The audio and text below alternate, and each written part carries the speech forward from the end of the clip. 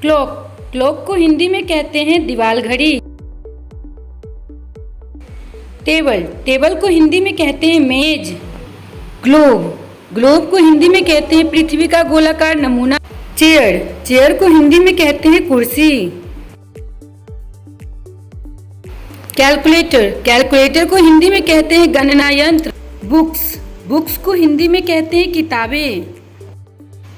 Desk, desk को हिंदी में कहते हैं desk.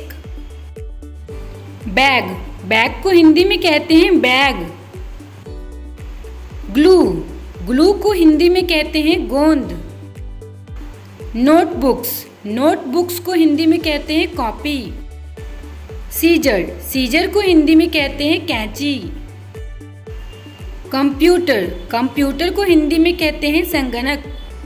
Paper clips, paper clips को हिंदी में कहते हैं पेपर क्लिप्स। स्लेट, स्लेट को हिंदी में कहते हैं चकोर पट्टी या फिर स्लेट। पेंसिल, पेंसिल को हिंदी में कहते हैं पेंसिल। इरेजर, इरेजर को हिंदी में कहते हैं रबर। शार्पनर, शार्पनर को हिंदी में कहते हैं pencil cutter.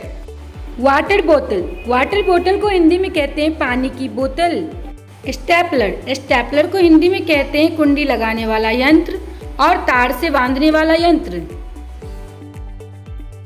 Black board, black board को हिंदी में कहते हैं श्यामपट्ट।